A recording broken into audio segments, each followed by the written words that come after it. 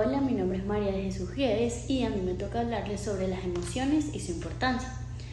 Para comenzar, puedo decir que sin emociones y sentimientos la vida sería monótona y aburrida, es decir, que nadie percibiría los efectos de cada situación, ni podría mantener una relación afectiva, ya sea con nosotros mismos o con aquellas personas que nos rodean. Y la mente no buscaría el placer de la creación, es decir, la manera de buscar conocer cosas nuevas. Se entiende por emoción al conjunto de reacciones orgánicas que experimenta un individuo cuando responden a ciertos estímulos externos que le permiten adaptarse a una situación con respecto a una persona, un objeto, un lugar, entre otros.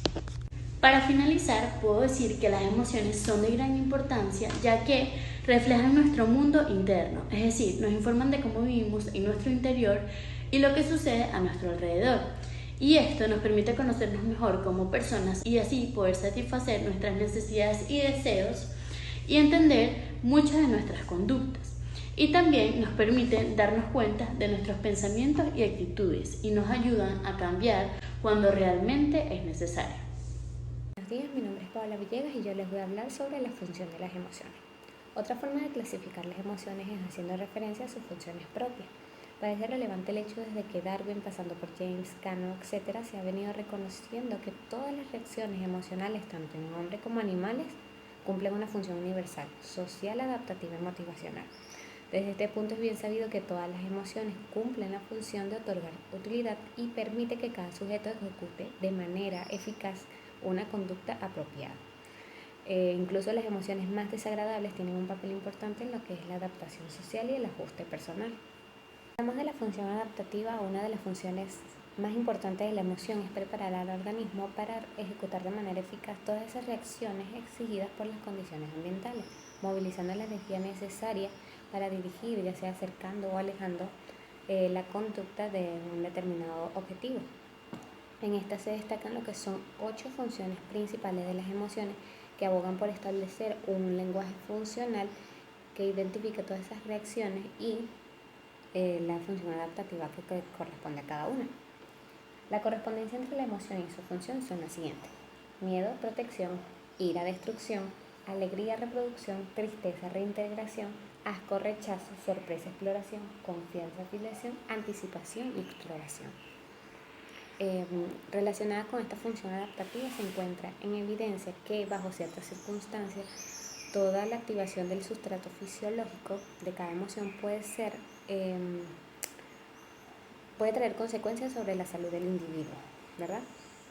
En general juegan un papel importante en lo que es el malestar y el bienestar psicológico de cada persona y no deja de ser un indicador del grado de ajuste de adaptación de cada ser. Si hablamos de la función social, todas las emociones cumplen un papel importante en lo que es la comunicación social. Existen funciones tales como facilitar la interacción social, controlar la conducta de los demás, permitir la comunicación de los estados afectivos y promover lo que es una conducta prosocial. Una emoción como lo es la felicidad se sabe que puede fortalecer lo que es las relaciones interpersonales o un vínculo social. En cambio, lo que es una emoción como la ira puede traer respuestas negativas como confrontación, evitación, rechazo, etc.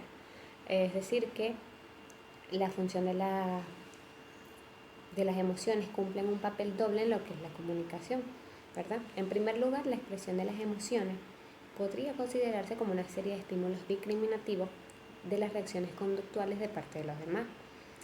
O sea, la revelación de las experiencias emocionales propias puede ser beneficioso, pero en ocasiones puede que para los demás sea perjudicial. En segundo lugar, la represión de las emociones tiene otra función social, por parte que puede ser socialmente necesaria, la contención de las emociones, que puede afectar el funcionamiento o el estructuramiento de cualquier organización social. La tristeza. Tradicionalmente se ha considerado como una de las emociones desagradables, aunque no siempre se puede decir que es negativa. Sobre ella existe gran variabilidad cultural e incluso algunas culturas no poseen palabras para definirla. No obstante, la tristeza, depresión, al igual que cualquier otra emoción, tiene una función filogenética adaptativa para alcanzar la atención y el cuidado de los demás. Constituir un modo de comunicación en situaciones de pérdida o separación, o ser un modo de conservar energía para poder hacer frente a ulteriores procesos de adaptación. Otro hecho bastante común es que la ansiedad suele aparecer asociada al cuadro depresivo. En estos casos, los síntomas de tensión suelen interferir a la capacidad de disfrute del sujeto con respecto a las actividades agradables y se intensifica las desagradables. En tal caso, al igual que la ansiedad, es su forma clínica. Estos sentimientos podrían, por su duración, frecuencia e intensidad, transformarse en una depresión clínica e interferir en la capacidad adaptativa de la persona que los padece. Todo aquello resulta coherente con una idea bastante aceptable en la actualidad, que el estrés tiene un importante papel en los génesis de la depresión. En su forma clínica, la depresión es un trastorno del estado de ánimo, caracterizado por una sensación de tristeza intensa superior a 2 meses. Se produce por diversas causas, acontecimientos de la vida diaria, relacionados con pérdidas o incapacidad de hacer frente, cambios químicos en el cerebro, efectos secundarios en el cerebro. Los síntomas de la depresión no son los mismos en todos los individuos. La mayoría de sujetos dejan de tener interés por las actividades cotidianas, sienten fatiga, tienen problemas de concentración, trastornos del sueño, sentimientos de culpa, inutilidad, desesperanza, aumento o pérdida de apetito o de peso, disminución del deseo sexual o idealización suicida o pensamientos negativos de sí mismo, entre otros. El miedo y la ansiedad son las emociones que han generado mayor cantidad de investigación y sobre las que se han desarrollado un arsenal de técnicas de intervención mayor desde todas las orientaciones teóricas psicológicas. La expresión patológica de la ansiedad, que están relacionados por una respuesta de ansiedad desproporcionada e irracional ante un peligro inexistente. Es una de las reacciones que produce mayor cantidad de trastornos mentales, conductuales, emocionales y psicosomáticos. La reacción del miedo se produce ante un peligro real y la reacción es proporcionada a este por la supuesta peligrosidad del estímulo. El miedo se define como una respuesta del organismo que se desencadena ante una situación de amenaza o peligro físico o psíquico, cuyo objetivo es dotar el organismo de energía para anularlo o contrarrestarlo mediante una respuesta. Este mecanismo funciona de forma adaptativa y pone en marcha dicho dispositivo de alerta ante estímulos o situaciones que son potencialmente agresoras o amenazantes. Como consecuencia del miedo viene la ansiedad, que existe la ansiedad adaptativa y la ansiedad clínica. Ambas tienen la misma fenomenología, cogniciones, neurofisiología y respuestas motoras, de defensa o ataque. Sabemos que una cierta cantidad de ansiedad es necesaria para realizar ciertas tareas, para resolver problemas de un modo eficaz. Mi nombre es Diana Briceño, soy de la carrera de Psicología del tercer trimestre y hoy vengo a hablarles de lo que es la ira y el asco.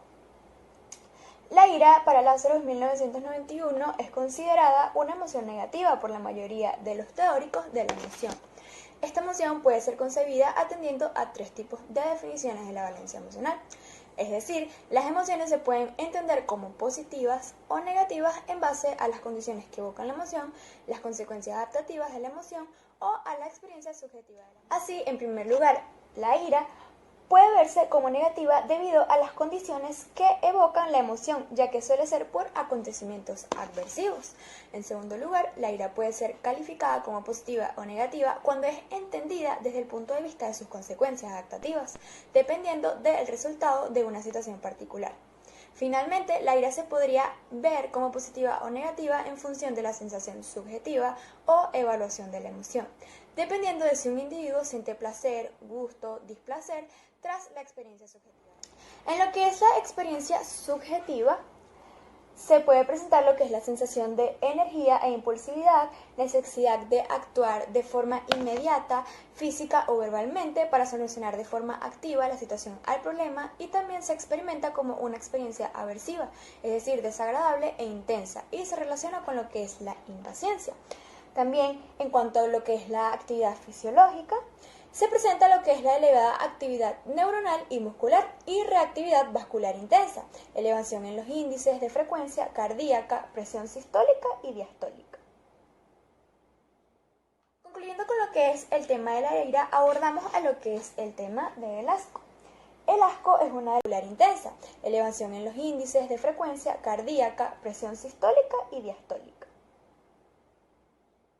Concluyendo con lo que es el tema de la ira, abordamos a lo que es el tema del asco.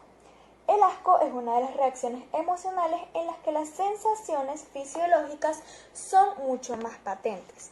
¿Qué quiere decir esto? Que la mayoría de las reacciones de asco se generan por condicionamiento interoceptivo. Esto está relacionado con trastornos del comportamiento, tales como la anorexia y la bulimia, pero puede ser el componente terapéutico principal de los tratamientos basados en condicionamiento aversivo, tales como son la técnica de fumar rápido, así como el tratamiento para reducir las náuseas y vómitos anticipatorios a la quimio. También esta reacción emocional suele darse ante estímulos desagradables que son potencialmente peligrosos o molestos. Pueden ser químicos fundamentalmente, que son potencialmente peligrosos o molestos, y suele ser muy proclive a lo que es el condicionamiento aversivo, siendo los estímulos condicionados mayormente olfativos o gustativos.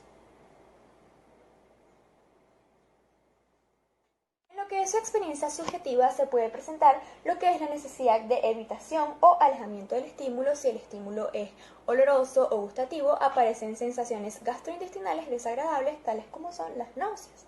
También concluyendo, en lo que es la actividad fisiológica se puede presentar lo que es reactividad gastrointestinal, tensión muscular, incremento de salivación y mayor predominancia en lo que es la división parasimpática frente a otras emociones. Gracias. Buenos días, mi nombre es Fabiana Medina y les vengo a hablar sobre las emociones negativas, relación salud-enfermedad. Las emociones negativas anteriormente mencionadas por mis compañeras pueden llegar a un estado crítico que puede afectar la calidad de vida de las personas. Esto ocurre a través de los diversos sistemas fisiológicos que forman parte del proceso salud-enfermedad. Ahora les voy a hablar sobre algunas emociones y trastornos. La ansiedad. Cuando la ansiedad es extensa, puede llegar a afectar la calidad de vida de las personas, depende de la intensidad.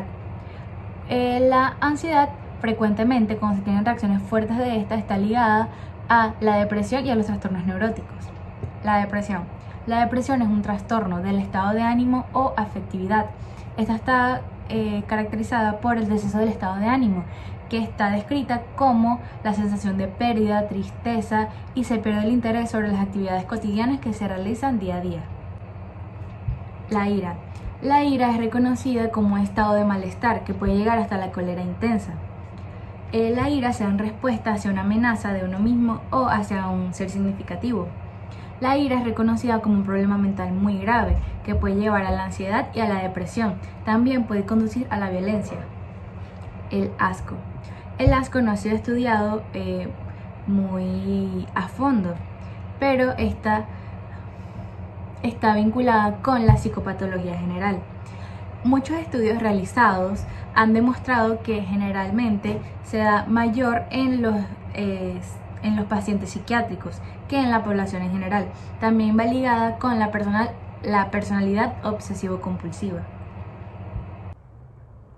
Emociones negativas, salud, enfermedad. Las reacciones. La ansiedad, frecuentemente, cuando se tienen reacciones fuertes de esta, está ligada a la depresión y a los trastornos neuróticos. La depresión. La depresión es un trastorno del estado de ánimo o afectividad.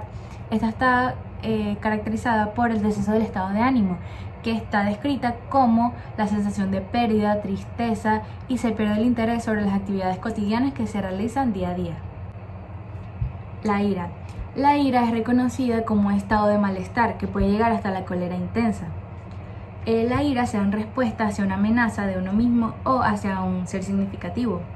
La ira es reconocida como un problema mental muy grave que puede llevar a la ansiedad y a la depresión. También puede conducir a la violencia. El asco. El asco no ha sido estudiado muy a fondo, pero está vinculada con la psicopatología general. Muchos estudios realizados han demostrado que generalmente se da mayor en los pacientes psiquiátricos que en la población en general. También va ligada con la personalidad obsesivo-compulsiva. Emociones negativas, salud, enfermedad. Las reacciones adaptativas de las emociones, como serían la tristeza, ansiedad, depresión e ira, puede llegar a tener cambios en la conducta de la persona, que serían perjudiciales al mantenerse con el tiempo, que se podría crear una adicción y olvidar sus hábitos saludables. Algunas consecuencias fisiológicas que podría obtener la persona a través de esto sería la arritmia, dispepsia, dolor muscular, entre otros. Ahora les voy a hablar sobre algunos trastornos y enfermedades que pueden presentar las personas. El cáncer. El cáncer se puede apreciar la ansiedad, la ira, la depresión y el asco patológico. Esto depende de la reacción que tenga el paciente al recibir su diagnóstico.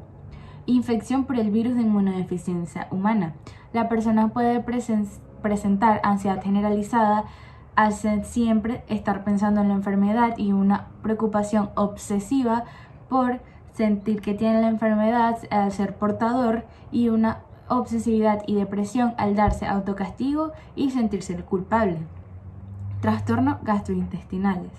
Esto se da más que todo en jóvenes que son sometidos a situaciones de mucho estrés. Esto puede empezar con un trastorno psicodepresivo ansioso que puede terminar en una anormalidad de la motilidad del tracto y terminaría con un cuadro de ansiedad. Ahora les voy a hablar sobre el trastornos cardiovasculares. Se ha demostrado que la depresión es un factor importante en las enfermedades cardíacas, como la enfermedad coronaria, el infarto de miocardio y muertes cardiovasculares. La ansiedad, por otra parte, se hace presente en la hipertensión arterial primaria. En los trastornos reumatológicos se ve la ansiedad y la depresión, puesto que esta afecta la calidad de vida de la persona directamente. Esta enfermedad avanza de manera crónica en muchas ocasiones, causando deformación y dolor en el paciente. Gracias por su atención.